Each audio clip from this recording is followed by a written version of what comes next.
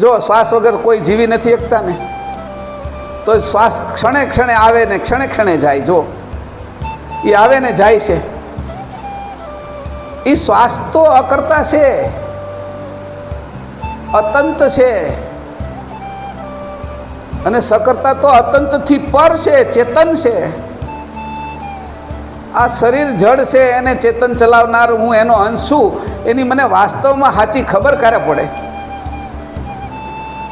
તો આ જન્મ એ પશુની જેમ મરી જવાનું મારે? પશુઓને તો ક્યારેય ખબર નથી પડતી. તો એવી રીતે અહીંયા પરમ ગુરુને મેળવવા માટે આપણે પોતે આપણા સ્વરૂપે થવું જોઈએ.